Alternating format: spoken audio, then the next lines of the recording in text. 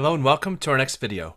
In this lesson, we're going to create a database for our use on AppHarbor. So if you've been following along to this point, at the last video, we saw where the data is being stored locally on our application, but we know that when we push out to our server where we're going to ultimately host our public-facing web application, we need to have a database that's not hosted locally. So let's go out to AppHarbor and get this set up. So you'll need to log into your AppHarbor account and find your contact web application, whatever you named it. And on here, what we're going to want to do is go to the add-on catalog, because we're going to be installing an add-on. So actually, we're going to just do it over here, and we'll be able to go and find all the different add-ons. And what we're going to be looking for is SQL Server, and we're not going to use a dedicated one unless you feel like paying a lot of money. But again, the nice thing about this is that you can scale this up to a real public world-facing application, and it will allow you to use the resources you need and scale as you go. So you can see there's a SQL Server shared instance here.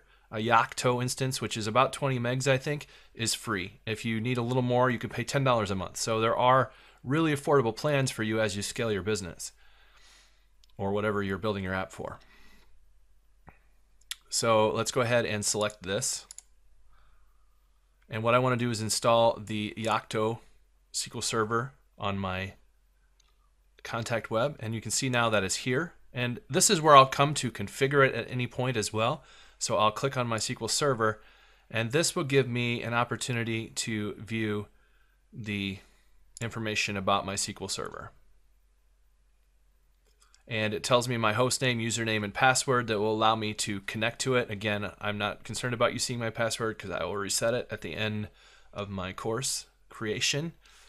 But this is what the important information is going to be, because we're going to need this in order to wire up our database on AppHarbor. But right now, we do have our AppHarbor database in place.